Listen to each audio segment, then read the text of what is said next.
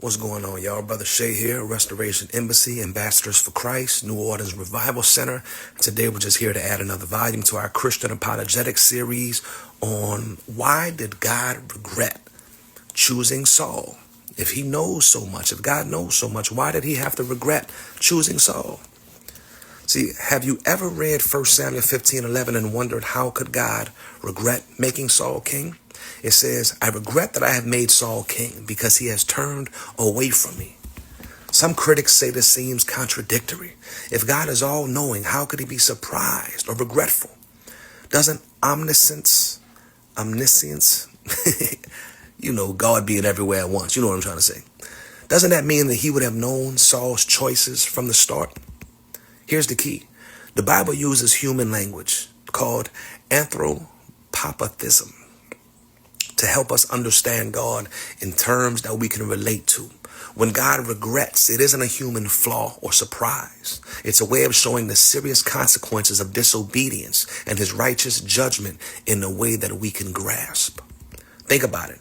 God's omniscience doesn't cancel human free will. Just because God's perfect doesn't mean that we don't have free will. Saul made choices that defied God's command. The regret isn't because God was caught off guard. It's God expressing his moral sorrow over the failure of a king that he had entrusted to lead his people.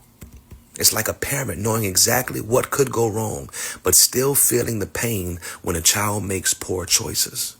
God's omniscience means he sees everything, but his justice and relational nature means he communicates the reality of consequences in ways that we can understand. So God's regret teaches us about his righteous standards and the importance of obedience, not a limitation in his knowledge. And keep in mind, God isn't even the one who suggested for Saul to become king. It's the children of Israel who cried out and begged for a king because they wanted to be like every other nation that they were looking at. So you can blame the children of Israel more so than you can ever think about blaming God for this decision. They wanted a king that was handsome, would lead them to war, lead them in battle. And the Bible even says Saul was handsome. But when God chose a king, when he chose one to lead, the one that he wanted to choose, he chose David, a man who was after the heart of God. So there's your biggest difference right there. So until next time, be blessed.